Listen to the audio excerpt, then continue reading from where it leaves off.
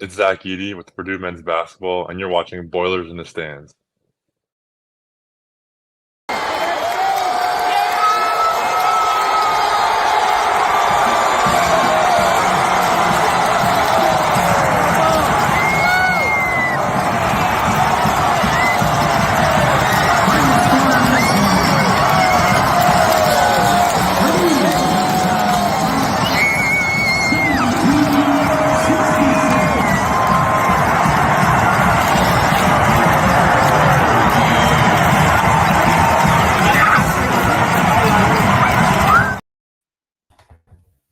Welcome back to Boilers in the Stands. As my camera is falling, and I am trying to readjust this on the fly.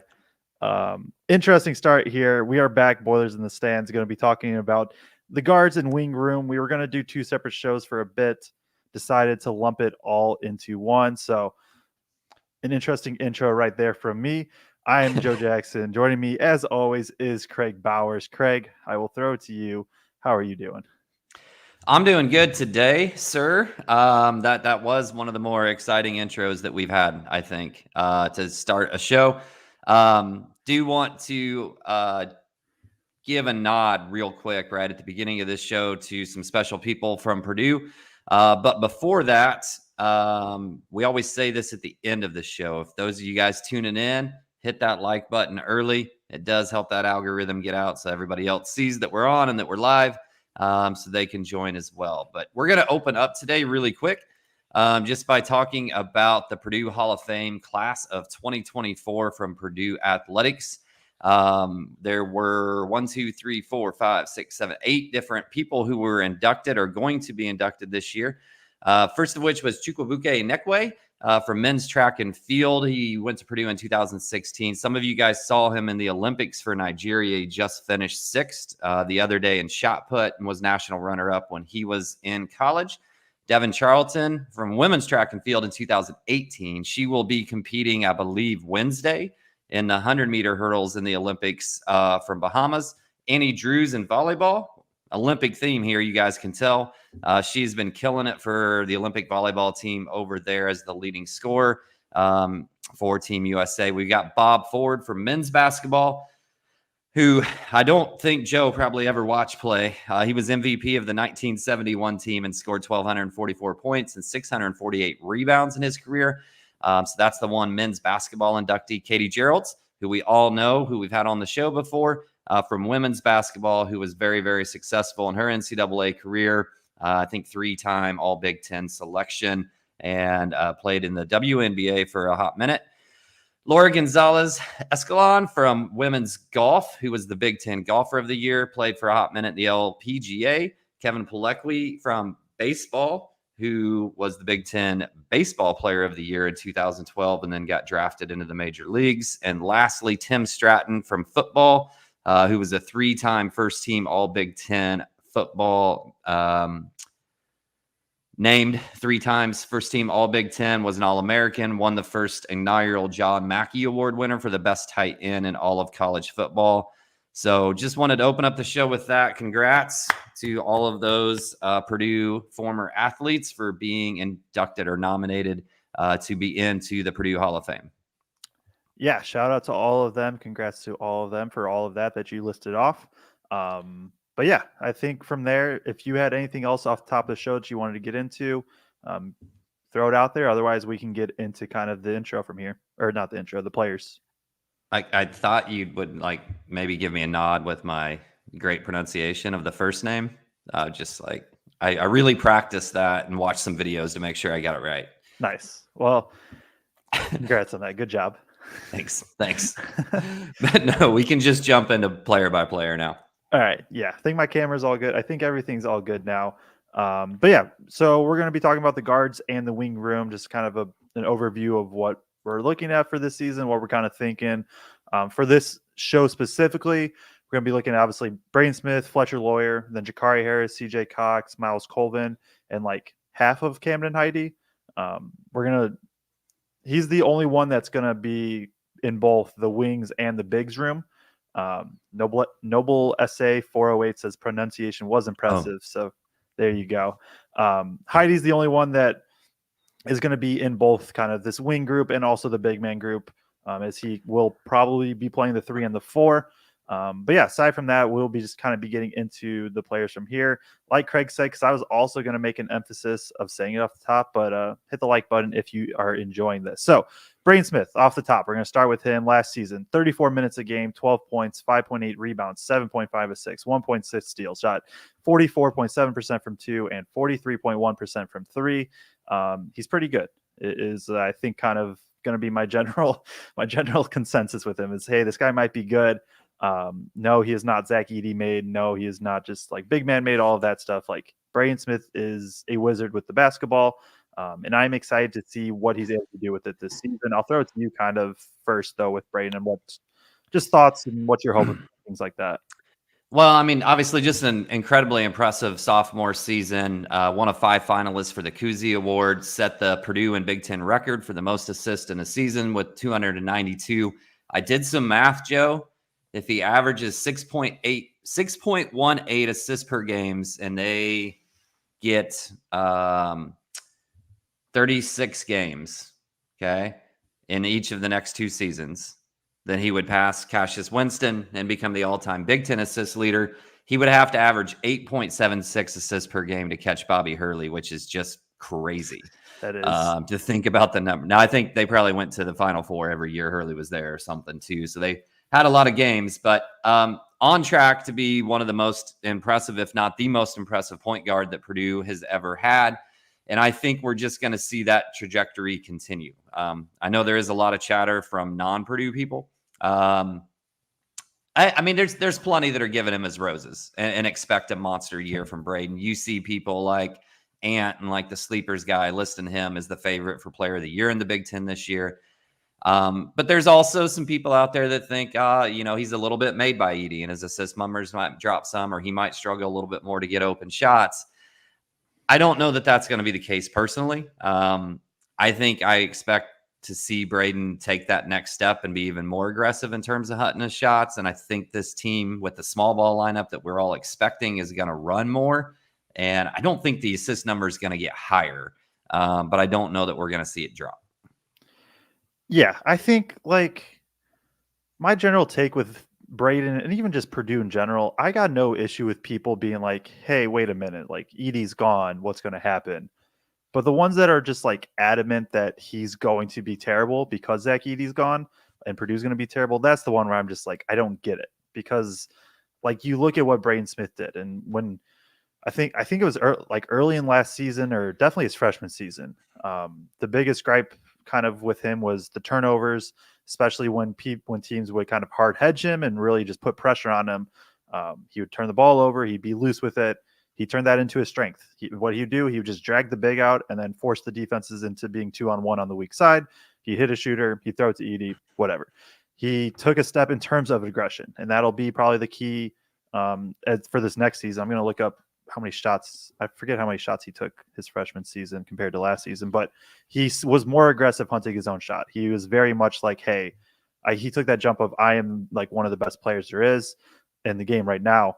6.9 field goal attempts in his freshman season, 10.1 last season. While also he actually averaged less free throw attempts, but almost 3 more shots per game and just over a couple more minutes per game from Braden Smith, while averaging more assists, almost like 80% more assists, getting more steals. I think that's probably the underrated part with him is the defensive side. Like I'm not going to call Braden Smith an elite defender, but I think especially by the end of the season, he was not a liability in terms of somebody you really wanted to attack. I think he really started figuring things out on that end. You bring up the running.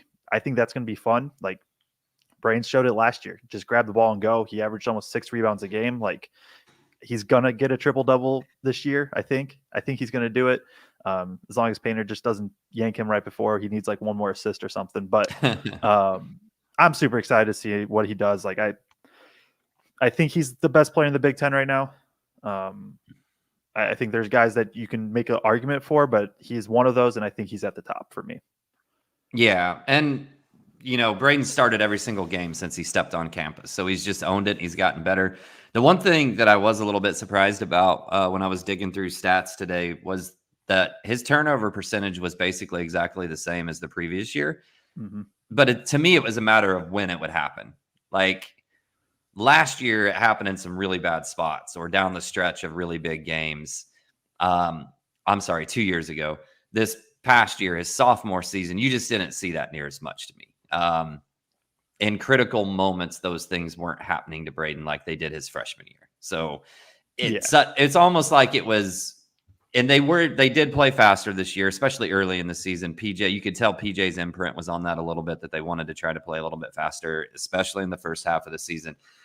And I think we saw some of those assists come early in games. But whenever the game was in doubt down the stretch, it was rarely something we saw being an issue. As you think about Braden coming back from last year, what's the one big thing that you want to see out of him this year?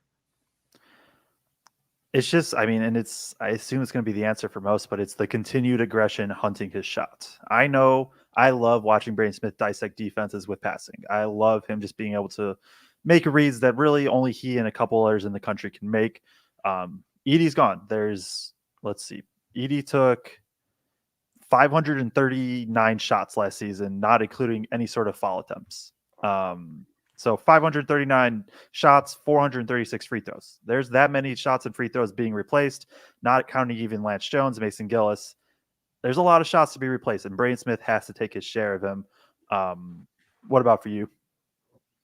No, the exact same thing. And we did not talk about these ahead of time, just because we spend so much time watching this team. I'm sure some of them are going to be the same for players. But for Braden, I exact same thing. I just put continue to see more aggression in terms of seeking his own shots when it's there, because I think we're going to have to have it. We're going to have to need it. I don't think the point jump has to be as big as I've heard some other people predicting. But I think it is going to obviously have to come up some for this team to be successful. Yeah, like he was 12 last year, getting to like 14 to 15. Like, I don't think he needs to be a 20-point per game guy. The other thing with the turnover rate, stayed about the same. He did have the ball in his hands more and played more. That's true. So little bit, like, to have the ball in his hands more, still good to keep that the same. Next, unless you had anything else on Braden, we're going to move to Fletcher Loyer. And so he averaged last season 27.8 minutes, 10.3 points, 2.1 rebounds, 1.9 assists, 0.8 steals, and shot 44.4% from three. I'm going to start on Fletch here as like, it's a mini rant, and I posted a little bit of it on Twitter, but like, he's being overlooked, and he's like, yes, I think it's very fair to expect and want more from Fletcher Loyer in terms of, especially like, you look at the UConn game, although in that UConn game, I looked it up, there was 5 half-court points total for Purdue, not named Zach Edey or Braden Smith. It was a Lance Jones pull-up 3. It was a TKR post-up. No other player scored in the half-court besides Braden Smith and Zach Edey, so like, part of it was the game plan. But like, yes, you want to see him finish better in the interior. Yes, you want to see the defense pick up and bulk up a little bit. That's kind of correlates for those things. But like, somehow everybody, including me for like a while, like, has just overlooked that he shot 48.5% from three on over 3 attempts per game, like 3.5 attempts per game last season during the Big Ten play. Like, he almost shot 50% on 3.5 attempts per game. That includes the month of February where he went like 2 of 13. Like, I don't understand why for him. I do sort of understand it. And it's because he can do more than just be a shooter. But like, it gets looked over that he literally is arguably the best shooter in the Big Ten, if not just the best shooter hands down in the Big Ten. And so it's kind of annoyed me recently that like, he just kind of like, for whatever reason, only his faults get picked at when he's quite possibly the best at something, a very important skill in the entire Big Ten. With that being said, I'm not oblivious to, yes, he really struggled on the interior. He was one of the worst finishers at the rim last season. Really, I think the biggest thing is, I don't know if, like, yes, he needs to bulk up some. I think it gets overplayed a little bit just because, like, sometimes when, like, I think sometimes when you bulk up, it can be a negative, especially for a shooter who is kind of more finesse based and things like that. I don't think it always translates like a 1-to-1 positive thing, but needs to be better on the interior, needs to be better defensively. Absolutely. I would like to see him. I'm kind of just jumping ahead and going on my full rant here, but like, I think the counter for me, like, there's two things. One, he was really good on floaters. Like, just get to the floater more. You don't need to take the extra dribble to get all the way to the rim.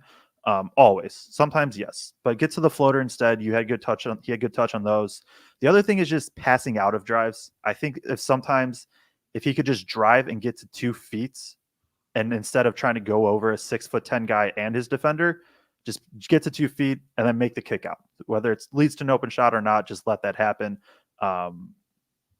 I'm sorry for going on the rant there, but the first thing that I talked about just has been bugging me a lot lately with Fletcher Loyer. Like, we're just not acting like he averaged over 10 points per game for a team that made the national championship and has started every single game since freshman season. Like, it's just, yeah. So what do you got? Him and Braden both. What you took a lot there, Joe, but that's sorry. I still got a little bit. Both him and Braden started every single game all the way through their career. So obviously that's impressive, and both of them continue to get better. You talked about some of the areas where he got better from his freshman year, but like his field goal percentage went up 5 percentage points from freshman to sophomore year. 3-point percentage went up almost 11%. Hell, in the last 11 games of the season, he shot 58% from 3 in the last 11 games. So he was on an absolute heater. All of those things definitely got better from a shooting standpoint. And I'm with you there that we need to talk more about how good of a shooter he was, and the fact that he's one of the best in the country. He was 14th in the country last year from players who attempted at least 63 pointers in a season. So the proof is in the pudding. With all of that said, I do think some of the things that you talked about just in terms of his drives, selling up for a mid-range pull-up, or kicking it out passing is important. The defense obviously improving there is important. The thing that I really want to see, that I marked down, that I want to see improved, obviously we can both say defense, okay? I want to see his durability improved a little bit, because in both years, freshman year to sophomore year, his ability to finish at the rim and take contact seemed like I distinctly remember games where it was like, wow, I can't believe he finished through that. I can't believe he finished through that. And then like as the season wears on and he just takes those hits and those beatings and all the physicality of the Big Ten, it seems like he struggles. It seems like it starts to wear down on him from that standpoint, not from the shooting standpoint this year, but just on drives. So I'm hoping that offseason, whether you actually physically see it in pictures or not, you can still add weight, you can still add strength without it being necessarily a big photogenic change. I'm hoping that some of that happened, and that he adds some durability to him this season, and that also helps him on the defensive end, just being able to be a little bit more physical. Yeah. Noble SA says, 408 says, those free throw floaters he was nailing in the Arizona game kind of set the bar high. Blake Widmer brings up his dunk freshman year at Nebraska when he single-handedly kept us in the game. Yeah, I think everybody, and I understand like that those types of games are why Fletch gets kind of the almost not bad rap, but sort of bad rap that he gets, is like he has these Tennessee, Arizona games, or Nebraska last year, where he just goes for like 27 and it's just like, is this the best player on the floor? So my whole thing was just appreciate what he's good at as well. Along with that, we can move on to a guy that maybe you'll probably have more to talk about, and I'll kind of let you do your thing, and that is Miles Colvin. Last year didn't get a ton of time, 8.6 minutes per game, 3.3 points, less than a rebound and assist, but did shoot 41.4% from 3, 50% from 2 on limited attempts. So I'll let you. I'll throw it to you. I know you're big on Miles, so what are you kind of looking at with him? Yeah, I think we saw towards the end of the season, and if you go and look at his minutes toward the end of the season, whether it was in the Big Ten tournament or the NCAA tournament,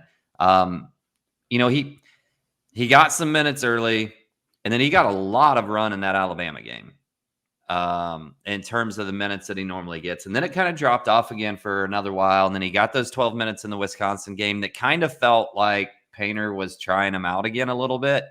I don't want to say trying him out, but just trying to get some run out of him and see what he had, see where he was at defensively and that type of stuff. And then he got more run compared to what he had been after that. So he gets 12 versus Grambling. He gets 14 versus Utah State. He gets 12 in the national championship game versus UConn. So I really feel like Painter started to trust him more as we got towards the end of the season from a defensive standpoint. And that was a lot of the issue. Just does he know where to be in rotations on the defensive end? It wasn't so much, if I got a guy coming at me one-on-one trying to break me down, can Miles do a good job keeping him in front of him? It was more of that rotation and where he's supposed to be relative to all the other pieces that are on the floor that sometimes early on he'd get lost. Again, like we've said before, Ray Fells talked about this when he's been on our show, that is the hardest thing to learn. When you come in and try to pick up Purdue's defensive system, it took him a while to do it before he got on the floor. And then you started to see that trust a little bit more at the end of the season. And I think this year coming in, just from the little bit that I saw at practice the one day, man, it sure didn't look like he was thinking about it at all. It just looked like it was natural to him now in terms of where he was supposed to be. He just looked like he was really in flow and in tune with everything that was happening on the court, on the offensive end and on the defensive end. So as long as he's okay, from that standpoint, we know what he can bring offensively. We talk about how crazy Fletcher's percentage was and everything, but if you just went to practice and watched everybody shooting threes, you'd probably say like Miles has the purest stroke, the purest form when you watch as a shooter on this team. And he shot really, really well last year as a freshman on not a whole lot of volume. So he's a guy that can come in and hit that, we saw multiple times. He'd come in and hadn't played in a game or two, and he'd just come in and drill a couple right away. We know he's got that athleticism, whether that's, coming in for an alley-oop dunk or a putback or something like that. And he's got that 2-dribble pull-up. One of the things that, and I'm kind of doing what you did on the last one here and just running with it, but I lobbed it to you for it. The one thing that I'm really wanting to see out of him, obviously the defensive thing, but I think that's there. I feel like that's there. The thing that I question a little bit more, at the other day at practice, just watching, it sure seemed like his handle was more comfortable and that he was attacking a little bit more off the bounce in that's practice. And I want to see that from him because right now he's got a 3, he's got a 2 or 3 dribble pull up. I want to see him be able to take that next step and attack all the way to the rim because with his athleticism, if his handle's good enough, he's going to be able to do some really great things just going downhill towards the rim. So yeah, I think you're a little higher on him than me. Totally fair. For me, I do potentially like the defensive role better, and I know that's going to be the big thing with him is defense. In theory, he could be closer to a Lance Jones of just go guard the best player. I still think Heide's the best perimeter defender, but he might have to guard the 4 more, so it gets a little weird there, and Colvin might have to step up and take more of those assignments. We saw it that Wisconsin game against Storr, and I think as a freshman, especially knowing that there's so much time to improve and develop, the play that just sticks out is he comes in, he's guarding AJ Storr, he just gets absolutely torched back door, but then he uses his athleticism, and I think he either got a block or a steal off of it. And it's just that's where he's at, where it's just okay, it takes a second to process, but his athleticism is pretty much second to none, so he can make up that way.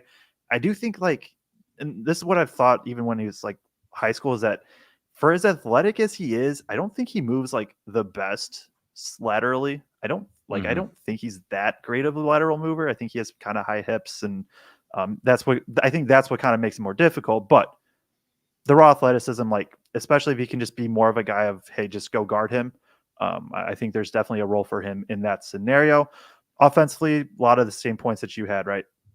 Knocked down a ton of threes.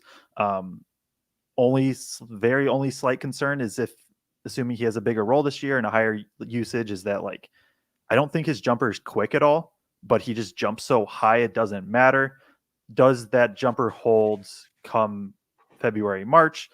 You can say that for everybody. A little bit more, I think, for him though, which is how high he jumps. But at the same time, he can just take a dribble and quite literally pull up over anybody. He can just pull up over anybody, and nobody's going to be able to defend him. So, he's obviously going to be a sniper. He's one of the 4 core shooters, I would say, that Purdue returns, is going to be very big in that scenario. And then I think for me, it's similar to you, and things I want to see him improve is we all know he can be super athletic and he can finish at the rim. It's, can he get there? Does the handle improve? Can he be a guy that, because I think he can he be a guy that runs off these handoffs, right? Runs off these handoffs, or kind of a 1 dribble pick and roll, where if he's on the move, now he's at this threat of like, hey, I'll just pull up over you right now and make this, or hey, let me take 2 more dribbles and just get all the way to the rim where I'll either poster you or use my athleticism to finish at the rim. That's gonna be the big thing offensively. I think you hit on it well. It's just like what happens after the 3-point line, because he has all the potential to be a guy that you can just kind of be like, we need a tough shot. Like, just go get a 1 dribble pull up for us, please. Just putting it into action, passing a little bit. But I think, like the upside, I know I've talked down on him probably a little bit more than, or came across a little more than what I intended, but like the upside's so insane with him because there are very, very, very few guys with his combination of athleticism and shooting. Like, that just doesn't happen. So he's going to probably be a starter. He's going to have a bigger role. Purdue's going to need him. Did you have anything else on him? No, I'll tee it up and let you go off on Cam now. Okay. So Cam Heide last season, 12.4 points, 12.4 minutes, 3.3 points, 1.9 rebounds, shot 45% from 3 on, what was he for the season? He was 18 of 40 on the season, so about 1 attempt per game. I'm like, I think Heidi's Purdue's X factor. It's kind of where I'm at.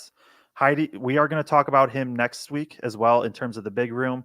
And I think next week, especially when he's at the 4, is where I really think he could shine. But it's hard. I'm going to try to limit his talk to as just a pure kind of 3 this case, where he's paired with like a TKR and a First, Berg, Jacobson, whatever big you want to throw in there. So in there, I think I kind of said it is like, I think he needs to be Purdue's best perimeter defender. Like, I think he has that in him. I think he needs to do it. Now, the thing with Colvin compared to him is Colvin maybe has a chance for some of the smaller guards. Heide might get exposed a little more on like these super quick small guards, but pretty much everything besides that, 1 through 3, I feel comfortable with him on. I think he got pretty much everybody's matchup at some point. Like, I think he was on Boo Buie, he was on AJ Story, he was on these wings. Like, he just has this versatility at 6'7" and moves well. That like when he's playing at the 3, he feels to me like he has to be. The only way he shouldn't be Purdue's best perimeter defender is if he's sharing the floor with Jakari Harris, and Jakari Harris just is that good from day one to me. On the offensive side, he's definitely a standstill. Like, I'm either going to catch and shoot this 3, or I'm going to take 2 dribbles and try to finish at the rim. He was very efficient, but also like there wasn't a ton of like self-creation. That's not a bad thing when you have Braden Smith and Fletcher Loyer and Miles Colvin that you're going to share the floor with. But is there that part where can he run off a handoff, right? Can he run off a handoff and get to his shots that way? Does he ever need to develop a pull-up? And if so, can he get to it? I think I'm going to kind of leave it there for the talk at the 3, because I think when he's at the 3 especially, it's really a defensive focus for me of like, he's just going to have to offensively at that point. I think he really just has to space the floor and then run in transition. But then defensively, I think it's where it's super important. But next week, I will definitely talk a lot more about him, of just like what he can be and what he can do there. So a little tough, but also a little bit of a tease for next time we do the big room. So I'll throw it to you. What about Camden Heide for you? Yeah, and I think obviously what we need to say right now, which we'll get to a little bit more when we kind of pull up the breakdown of where we expect minutes to, our best guesses of kind of minutes and rotations and that sort of thing. But I think Joe and I are operating off the premise that the starting lineup is going to include Cam at the 4.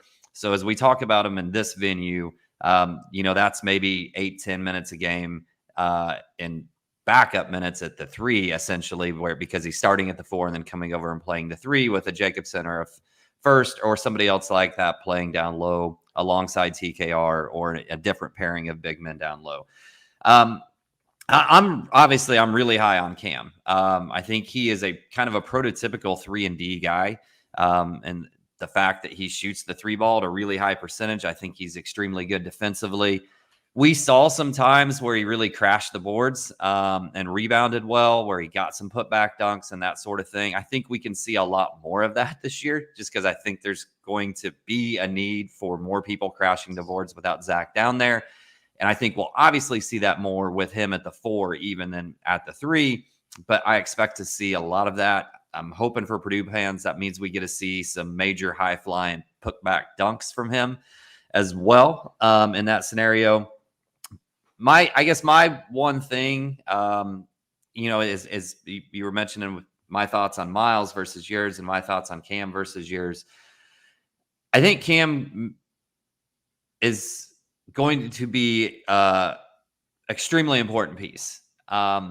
There was some talk when he was playing on like that USA East Coast team, select team, like why wasn't he scoring more points based upon who else was on that team, based upon who they were playing?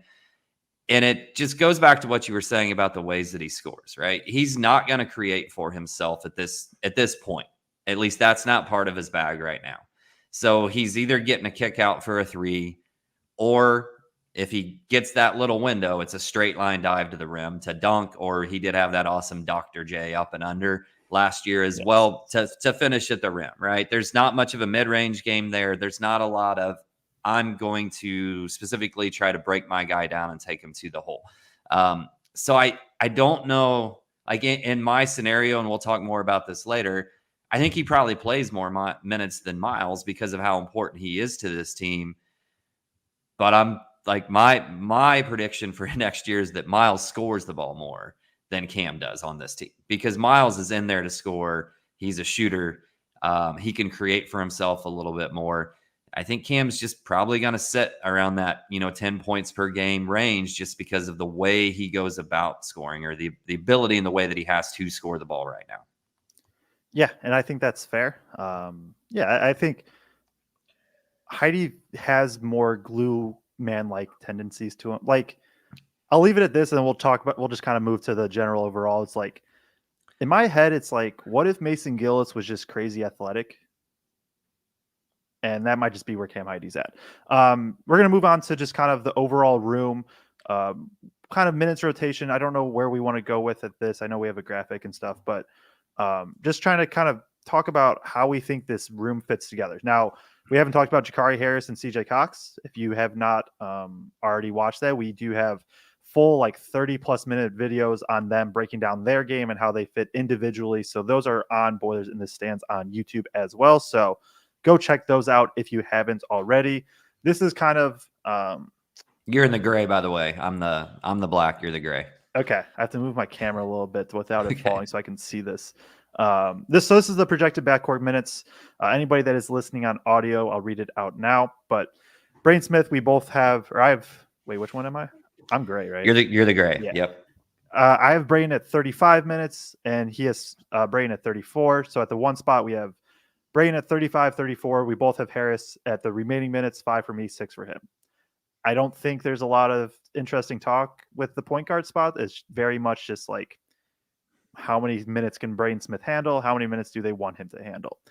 At the 2 and the 3 spot is where it gets interesting. I'll read it out, and then we'll kind of talk about it deeper. For me, I have the 2 spot being split up as 18 for Loyer, 12 for Harris, 10 for Cox. And at the 3 spot, I have Colvin for 22 minutes, Loyer for 8, Heide for 10.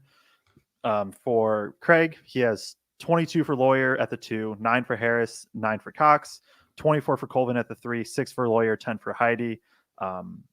I think there's going to be some combination of Smith, Loyer, and Jakari Harris at some point. It gets into the same thing with Lance Jones of like, if you want to call Loyer the 2 and Harris the 3, cool. If you want to call Harris the 2 and Loyer the 3, whatever. So just to sum up though, Smith, we have 35 and 34 minutes total. Loyer, I have him at 26. You have him at 28. Harris, I have him at 17. You have him at 15. Cox 10 and 9. Colvin 22 and 24. And then Heide at the 3 spot specifically 10 and 10. Obviously, more minutes are coming from the 4 spot. So a lot of rambling there as we talk through the numbers, but that's just kind of general consensus. We'll throw it back up as we kind of hit on it. Is there anything interesting to talk about the point guard spot other than, hey, Braden Smith's going to play as many minutes as he/Purdue wants him to handle? I mean, I guess the only thing is, like, are you dead set in your mind that Jakari's definitely going to have backup point guard minutes and it's not going to be Cox at all? That would be my only question. In my mind, yes, but it's not like like based on the film I watched, which is vast, far less than the Purdue staff. In my mind, based on what I saw, yes, I just think he fits that as the better. But like, if it's October and media reports are saying like, hey, CJ Cox is kind of looking at like the backup point guard, it wouldn't shock me. I think he has it. I just think Harris is better suited for that spot specifically. Yeah. Other than that, I'm with you. And I think I tried to, I just kind of left Braden's minutes about where they were last year. I'm hoping that he doesn't have to play any more minutes than what he did last year. And then I think I'm just completely with you. If we're going to say right now, we think that Jakari definitely has that role. I definitely don't think that gets split between three people just because with the amount of minutes that Jakari is going to have. We see him as that kind of combo guard that can handle the point guard spot, that can play extremely physical and high energy defense as well on that end of the floor. So I think it just makes sense. And we can really probably just move straight into the talk at the two. Yeah. And so do we want to try to talk specifically at the two, or do we just want to group this all as like one big thing? We can group it. Okay. Because I feel like it's just going to bleed into one another. So like I said, Loyer and Harris, because I think when we filled this out separately, I think you had Harris at the 3 and Loyer at the 2, and I had it flipped. And for that, I just called it. I don't care. Yeah, I just called it 2/3 minutes. Oh, there you go. So, I didn't even try to truly break it into 2 and 3. And then when I saw that you had done that, I was like, all right, I'll break it down. That was more just a me thing to try to wrap my head around it. We'll start with some of the easy or more agreed upon ones, and that's so we both have CJ Cox around 10 minutes, mainly at the 2 spot or all at the 2 spot. For me, because right now when I went through this, and we'll finish it up on the big man group, I have Purdue at a 10-man rotation. We know that's going to get cut to 8. Like it's gonna be most likely one of Jakari or CJ Cox, unless one of Fletcher, Colvin, or Heide unless one of Fletcher, Colvin really regresses. And it's not like we all know I've been very high on CJ Cox. We all are pretty high on him. Like it felt almost like I forced 10 minutes to CJ Cox in my rotation of just like, I know he's good enough for it, but as much as I hate to say it, I feel like if we're getting to an 8-man rotation, like he's probably the one that eventually gets cut from this year. But also he's good enough, I still think, to play 10 minutes a game. Yeah, no doubt. And really, I think we're kind of our minute discrepancy, like we were only different by 1 there, I think, on CJ Cox. Yeah. I think really our minute discrepancy came more on Loyer, although that was only 2 minutes a game too. But we're pretty similar across it. Yeah. I mean, Loyer played 28 minutes a game last year. Like I just there's no way in my head I see that, especially if you listen to Painter talk about how they want to use him a little bit different this year, run more stuff specifically for Fletch. Like I don't see any world where his minutes drop from last year to this year, unless like they just have to have more defensive pressure out on the perimeter because we're struggling to defend the rim and need better defenders out on the perimeter. Then in that case, maybe there's a world where Loyer's minutes are a little bit lower than last year. But I decided to leave them where they were. Yeah, and that's where it just was like, it felt like I had to force CJ Cox minutes of just like, because if we're getting to an 8-man rotation, to me, that's 10 minutes up in the air. Like at least 4 of those are probably going to Loyer. And then at that point, a couple to probably Harris, a couple to Colvin. Like, but starting the season, which is what we're doing, like it just feels, for as high as I am on Jakari Harris, and if you're wanting to play CJ Cox a legit role and not just a couple minutes, it just felt like the minutes had to come from either Loyer or Colvin. Maybe it would be like Loyer's at 28 and Colvin's at 20 for me. That might have been exactly what you had. I had Loyer at 28 and Colvin at 24. 24. And this is a lot of this, obviously, at the 3 is dependent upon how much. So if they're going to start in the quote Purdue small ball rotation with Cam at the 4, Miles at the 3, Loyer at the 2, Smith at the 1, TKR at the 5, how many minutes are they going to play in that? Yeah. Like, so my assumption was like, all right, if they're doing the small ball thing, I have Heide's total minutes, I think, at 25 or higher when you combine his minutes at the 4, because my assumption is the vast majority of that is going to be with that at the 4. And then I was trying to figure out how many minutes were left there if we brought Cam back over and how that was all just going to kind of fit and piece together. And that just kind of naturally lended itself to me because I don't love the idea of Cox or Harris at the 3 as much. I think maybe you do more on Harris than I do, but I just think that ends up being Colvin, Loyer, or Heide. So I land with Colvin on a little bigger minutes. To me, it feels like I really think because when we talked about Jakari Harris before the individual show, which I'll repeat again, if you haven't watched, after this one's over, we have previews on all 5 incoming Purdue freshmen, like full dedicated videos for each of them. So go check those out. But when we talked about Jakari before the show, we were both like, we don't really have a comp. And then you said Lance Jones, like just during the show randomly, like unrelated.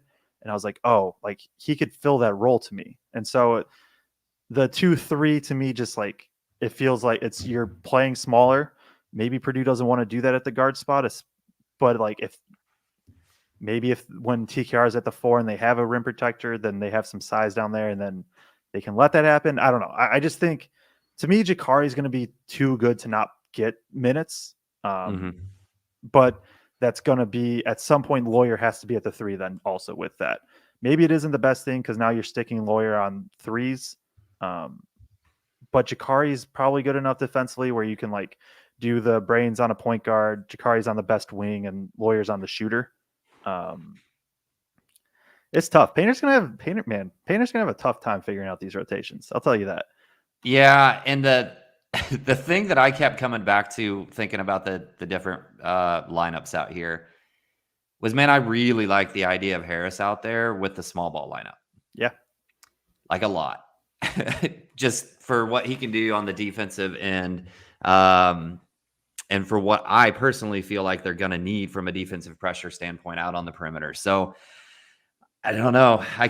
If that's going to be the starting lineup, and then I started thinking about the other lineup, if you bring Jacobson in at 7 with a 7-footer out there, you may not need that quite as much. So there's a piece of me that's like, man, I kind of like Harris with this lineup more than where he's probably going to be at the beginning of the season anyway. Yeah. And I don't know. It's going to be interesting what the combos actually look like, because it's like, you want probably at least one of Harris, Cox, Colvin out there almost always. You want one of Harris, Cox, Colvin, Heide for sure. But like you need some sort of defensive presence. All 4 of those guys can give it to you potentially in different ways. And that's comboed with Loyer, who obviously we've talked about. One of the things we're hoping he improves on is the defensive end. But then there's also like, if you just put Smith, Loyer, like any of these really combos, Smith, Loyer, and then either Colvin, Harris, or Cox, like that's a really, really good offensive backcourt, And so you're balancing, like, is the jump and what you're going to get offensively better than what you're going to give up defensively? And if it is, then you kind of roll with it and just figure it out from there. I don't know. Like there really feels like there's more versatility specifically with this guard group than I've been watching Purdue basketball for 6-7 years now. I know that's not like a huge sample size. It feels like the most versatility out of any guard group that I can remember. Obviously you're the one that's watched a little bit longer than me. I don't know if if this is something that used to happen a lot more or if I'm just misremembering, but that's kind of where I'm at with it.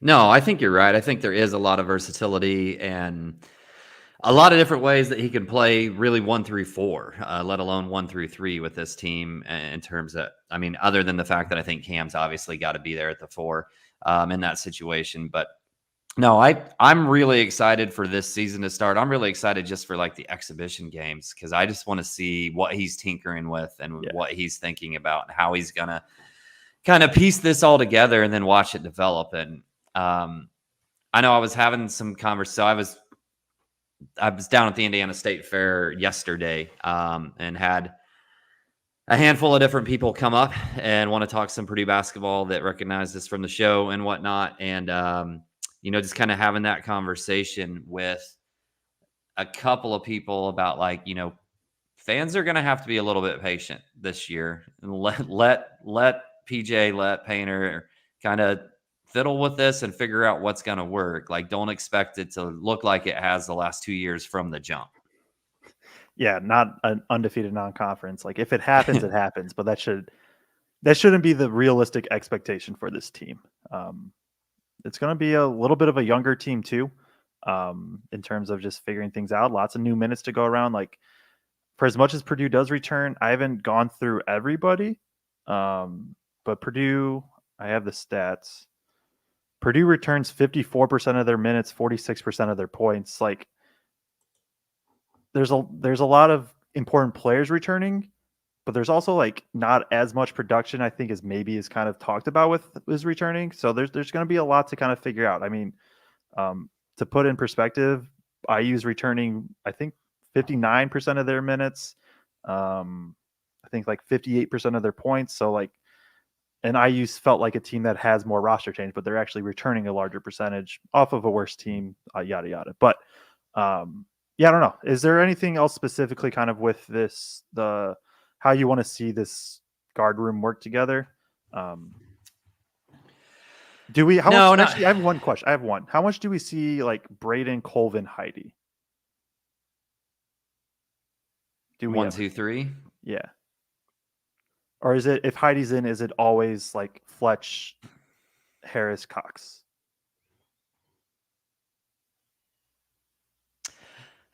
I think again, it's just, I think so much of it is just going to depend on do they definitely go with the small ball lineup as a starting lineup, and then do they feel like it works and they stick with it? So, I mean, I think if they decide 10 games into the season, like, hey, we need Jacobson out there, we need Berg out there, we need a true post presence, then I think that other lineup we could definitely see. Yeah, okay, that's fair. And we'll talk about that more in the big man group, and then we'll have plenty of kind of just totality preview shows throughout the season, as we are 91 days away from the tip-off. I think that's 13 weeks. So 13 weeks from today, we'll be in Mackey Arena, and we will be watching a Final Four banner be unveiled, I assume they will do that opening night. So going to be a good day there. I kind of cut you off with my question. I was throwing it to you, as I know we're kind of wrapping up, but what were you going to say before? I don't remember. No. Okay. Do you have any? I know you've thought about this a little bit because we've talked about it before. I think when Sleepers put their graphic out about their projected points, have you put any thought into like if you were going to estimate like where Braden, where Fletch, where Colvin, where Heide land next year on a points per game basis? Because I have.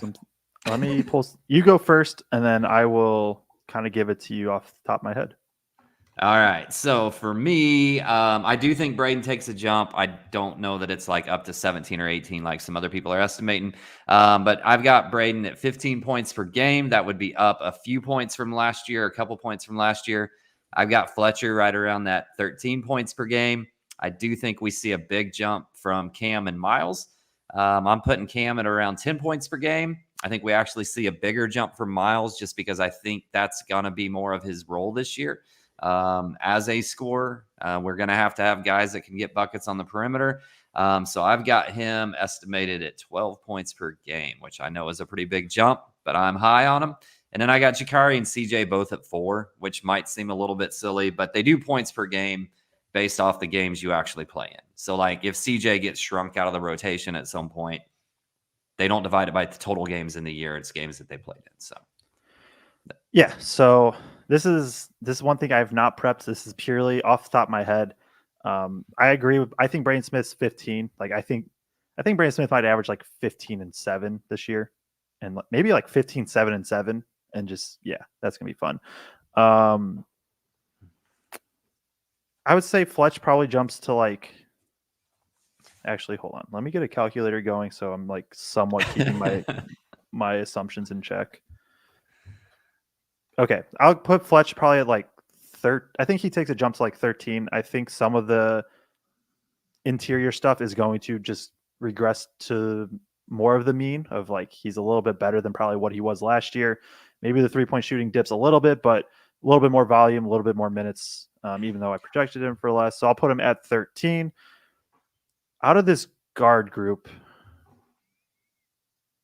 oh man, because I'm sorry, I'm too realistic with this. I'm like trying to make sure it's not like an unreasonable number of points that this team would score.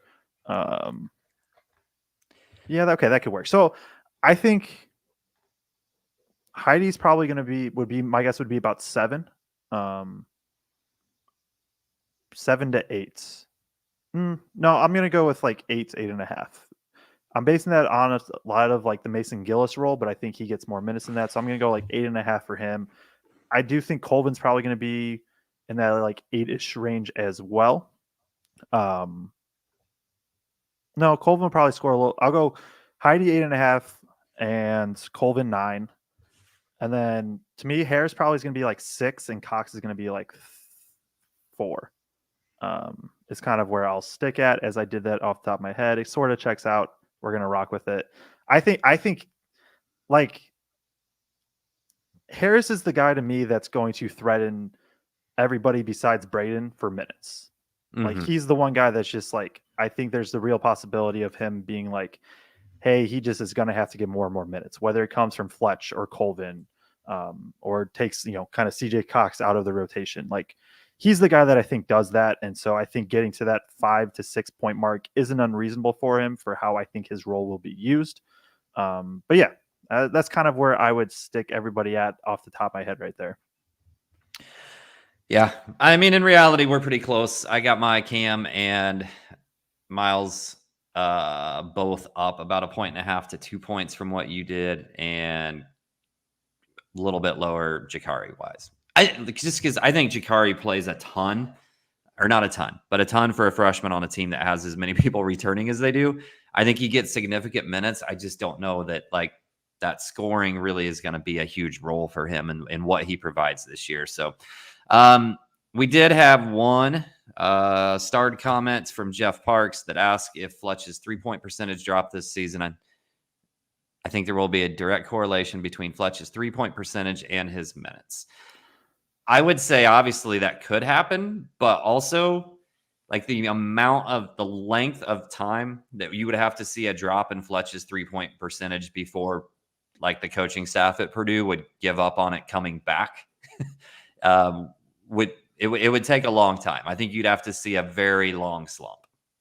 Yeah, I think like the scenario to me for that would be more of like a 1 game type thing of like Fletch is just 0 for 4 and Colvin and Heide or Colvin and Harris or something like that are just like going off. And I do hope because I feel like I've always been kind of leading the Fletch train of just even when he was slumping of like, hey, no, like he still does good things. I do think I do hope for a little bit more of Painter with this guard depth potentially of being like, hey, like Fletch just isn't your nights. Like you're gonna be at like 20 minutes instead of 30. I don't think that should be most games, but every once in a while, I do hope Painter can kind of pivot to that just because there's other options. But even if the 3-point percentage drops some, like I guess it also depends on what is some. Like is some to 39%? Like that'd be a 5 percentage point difference, which is a lot, but that's still obviously a very, very good percentage. So there's that to factor in. And then I think the telling thing for me though is just like when you look at that February stretch where he went, I think 2 of 13 from 3, like Painter talked about it. It was that teams were actively taking him away. Now that's unfortunate for Loyer and obviously can disrupt some flow some, but like if you have a guy that garners that much defensive attention as well, that's a good thing. Just because now that's opening up the rest of your offense. So with the depth, I guess to kind of answer the question, like I could see it a little bit, but more in like a small sample size of just like a 1 game type thing. Long term, like I still think Fletch does too many things well in terms of being a part of the offense, and knowing where he's supposed to be defensively, that like he's just going to get minutes. And he's going to be a junior now. He's an upperclassman. Like he's just going to get his minutes. Oh, no doubt. I'm 100% with you there. But I think we need to remember, I know a lot of people who watch Painter back from to the point of where he started, like still sometimes have in their head that like Painter won't budge on guys, especially upperclassmen versus underclassmen. But we've seen a ton over the last 2 or 3 years where it just hasn't mattered. And Painter's going to play whoever's producing at that time. And I think especially last year, we did see times where, again, it was in a 1-game sample, right? It was, all right, Miles is actually playing really well today. He's banging some shots, so he's going to get 16 minutes. And whereas 2 games ago, he got 3 minutes. If we look at Ethan Morton's minutes from last year, 15, 10, 12, 6, 7, 17, 26, 12, 13, 16, 18, 12, 12, 10, 16, 13. And then you start to see things plummet, right? So Painter hasn't shown... I guess Painter has shown that he's going to adapt and go with whatever's the best option from a production standpoint when he needs to. So, like all that to say, I still don't think it'll happen because Fletch does so many things well, and I think it would take like a 6-week slump, like straight up slump, before like he would be like removed from the starting rotation or something like that. Now, again, in-game samples, could Jakari, could Miles, could CJ get, 5-6 more minutes of his time than what they normally do? Sure. Yeah. So that's kind of all I have for the overall room in that. Do you have anything else? If not, we'll kind of get out of here. I do not. Just a reminder, Joe is on vacation all week next week. So, guys, we won't be doing the big man room until 2 weeks from tonight. Yep. Anyway, we'll give more specifics as we get closer to that. But you're going to have to live a week without us producing any content out there. But we will be back in a couple of weeks. Yeah, if you're looking for content, we have, like I said, all 5 incoming freshman previews. Also, if you just want to relive some of the Purdue's run, like go watch Bragg's cry after the Elite 8 win over Tennessee or something like that. That can always fill the content void as well. Anybody that's tuning in, we do really appreciate it, as we are kind of turning the corner, I would say, towards like ramping up to preview season for college basketball. We're getting close. Like it's gonna be fun. I'm excited for it. If you're watching though, like and subscribe on YouTube. Really, really appreciate it. Just gonna help us keep growing. And 2 months, and then we'll kind of start having more practices, and then there'll be like the open scrimmage, and then there'll be some exhibition games, and then it'll be game time. And so we're not that far away from it all. We do appreciate everybody tuning in. You can check us out on Apple, Google, and Spotify podcasts as well if you don't prefer the YouTube platform. But appreciate everybody tuning in. We will be back in 2 weeks with the Big Man Room.